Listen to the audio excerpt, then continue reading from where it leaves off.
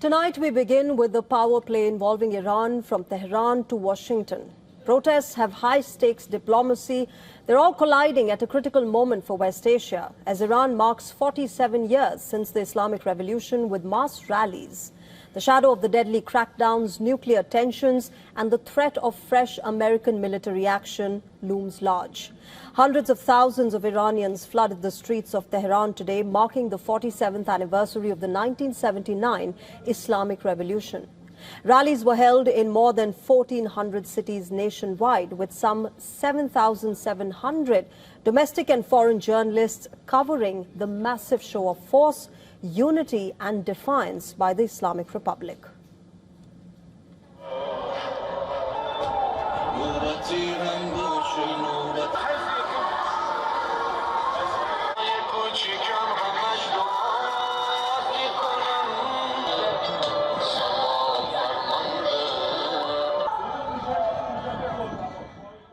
The anniversary comes at a tense moment. Just last month, remember, a crackdown on the anti-government demonstrations had turned deadly, as thousands of people were killed.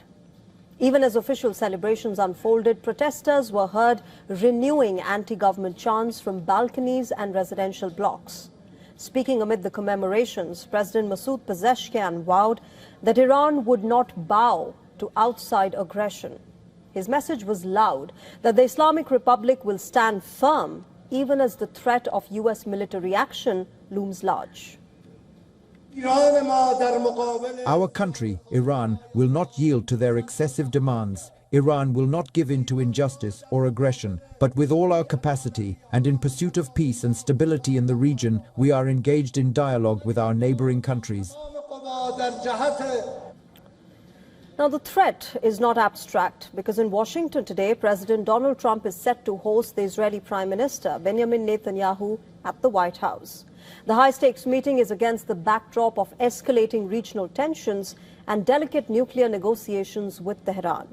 This is Netanyahu's sixth visit to the U.S. since Donald Trump's return to office. It is more than any other world leader. He's expected to press for a harder line. His priority is a deal that halts Iran's uranium enrichment and cut off Iran's support for proxy groups like Hamas and Hezbollah. However, Iran has made its position clear. It will not limit enrichment unless Western sanctions that have severely strained its economy are rolled back. Diplomatic channels have reopened. Last Friday in Oman, Iranian Foreign Minister Abbas Araghchi and the American envoy Steve Witkoff held indirect talks. It was the first since last June's 12-day war. While Tehran sounded optimistic, there is still no clarity on when or if a new round will take place. Now, even as talks continue, the military posturing is intensifying. In an interview with Axios, Trump said that he's considering sending a second aircraft carrier strike group to the West Asia region. Trump's intent is clear. If diplomacy fails, force remains on the table. In fact, he also warned, either we will make a deal or we will have to do something very tough, like last time. As you know, we have a massive flotilla right now going over to Iran. We'll see what happens. I think they want to make a deal. I think it'd be foolish if they didn't. We took out their nuclear power last time, and we'll have to see if we take out more this time. Now, this warning resonates deeply in Tehran. A couple of days back, the Iran Foreign Minister Abbas Araghchi had revealed that unexploded bombs are still present at Iranian nuclear facilities that were struck by the U.S. last year. He said that he asked the IAEA Director General Rafael Grossi whether there was any law or protocol governing visits to sites targeted by the United States, and he was told there was none. Unexploded American munitions recovered from strikes on Iranian nuclear sites have raised concerns that Tehran could gain access to sensitive American weapons technology.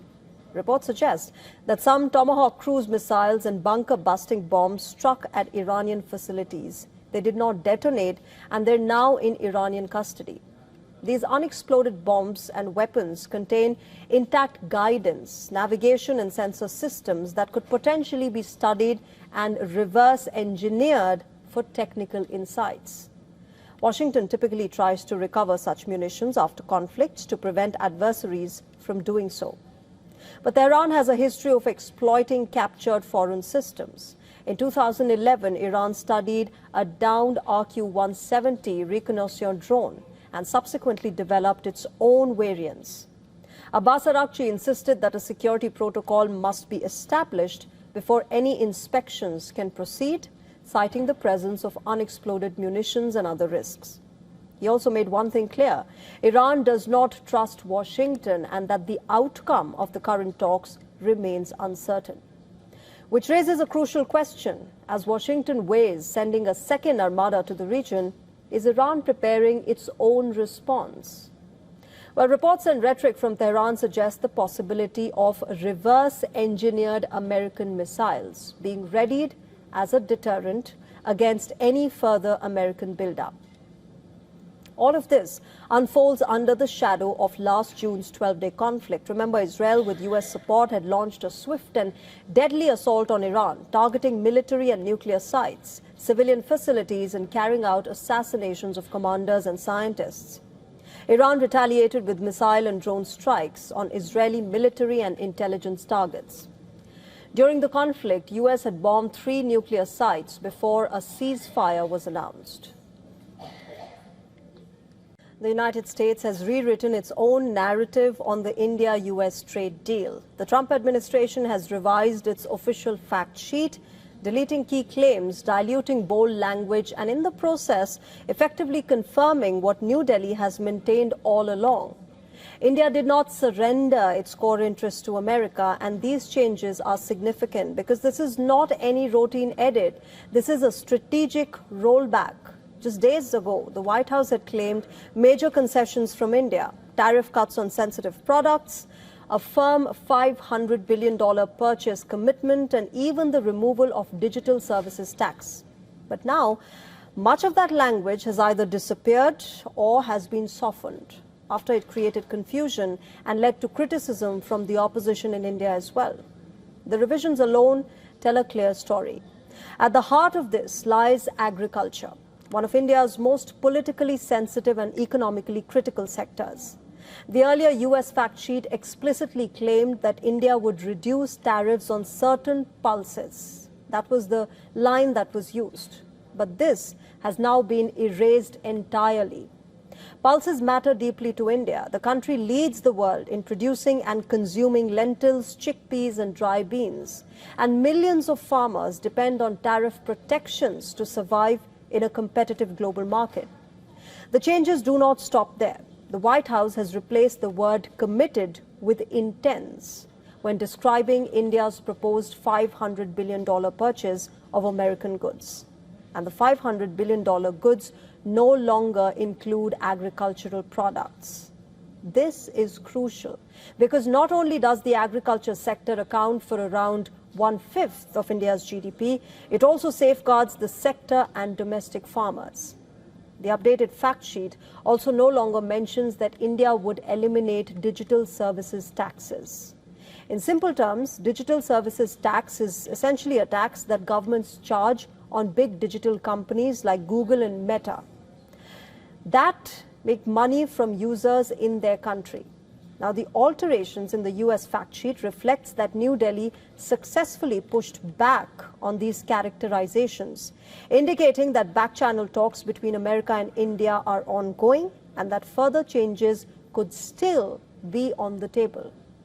But above all of this, when it comes to diplomacy, words matter, because when words change, realities shift. The revised American fact sheet more than confirms one thing, that India stood firm and Washington recalibrated. Shifting focus, hypersonic missiles are unstoppable. Even the most modern missile defense systems struggle to stop them. As Russia and China race ahead with these weapons, Europe, for the first time, has tested a weapon which can fly at least 6 times the speed of sound. Our next story explains why every military wants to have them in its arsenal.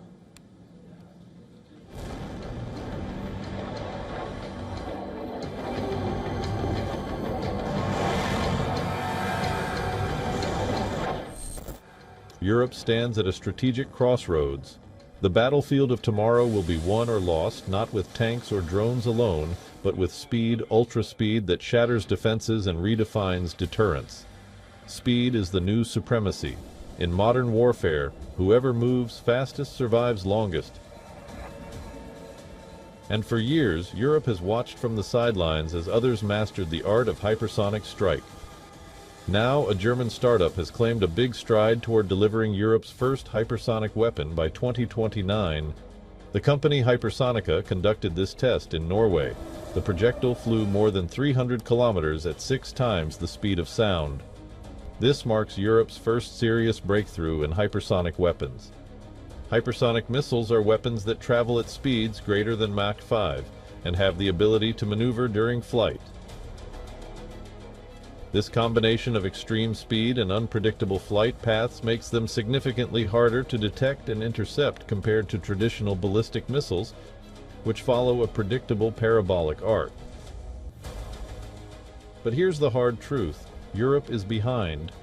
Russia is actively using hypersonic missiles. China is making rapid advances.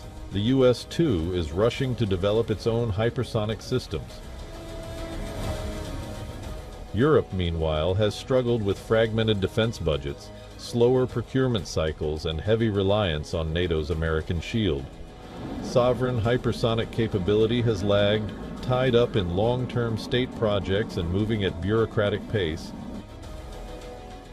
That is why this Mach 6 test matters. Backed by roughly $25 million in fresh funding, the private team behind the missile promises faster development and leaner costs. The new missile is slated to be ready by 2029. Hypersonic weapons are no longer optional. They are central to deterrence. They can neutralize air defenses, threaten high-value targets, and shift strategic balance in hours. If Europe wants military credibility in a world of accelerating threats, it must move quickly or remain permanently behind the curve.